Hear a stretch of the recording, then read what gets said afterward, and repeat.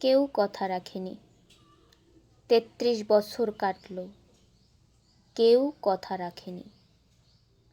ছেলেবেলায় এক বোষ্টমী তার আগমনী গান থামিয়ে হঠাৎ বলেছিল, শুক্লা দ্বাদশীর দিন অন্তরাটুকু শুনিয়ে যাবে।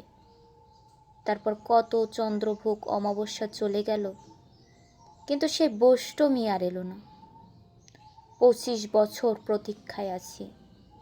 মামাবাড়ির মাঝি নাদের আলী বলেছিল, বড় হও দাদা ঠাকুর, তোমাকে আমি ৩ প্রহরের বিল দেখাতে নিয়ে যাব। সেখানে পদ্মফুলের মাথায় সাপ আর ভ্রমর খেলা করে। নাদের আলী, আমি আর কত বড় হব? আমার মাথা এ ঘরের ছাদ ফুঁড়ে আকাশ স্পর্শ করলে তারপর তুমি আমায় ৩ প্রহরের বিল দেখাবে? একটাও রয়্যাল গুলি কেনা হয়নি কখনো। কাঠি লজেন্স দেখিয়ে দেখিয়ে চুষেছে লস্কর বাড়ির ছেলেরা। ভিখারির মতন চৌধুরীদের গেটের বাইরে দাঁড়িয়ে দেখেছি ভেতরের রাস উৎসব। অবিরল রঙের ধারার মধ্যে সুবর্ণ কঙ্কন পরা ফর্সা রমণীরা কত রকম আনন্দে হেসেছে। আমার দিকে তারা ফিরেও তাকায়নি।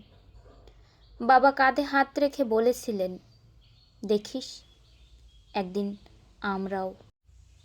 বাবা এখন অন্ধ, আমাদের দেখা হয়নি কিছুই। সেই রয়্যাল গুলি, সেই কাঠি লজেন্স, সেই রাস উৎসব আমাকে কেউ ফিরিয়ে দেবে না।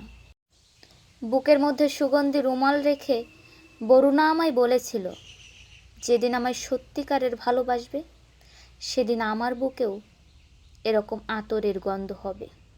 ভালোবাসার জন্য আমি হাতের মুঠোয় প্রাণ নিয়েছি, দুরন্ত ষাঁড়ের চোখে বেঁধেছি লাল কাপড়, সারা বিশ্ব সংসার তন্ন তন্ন করে খুঁজে এনেছি ১০৮টা নীল পদ্ম।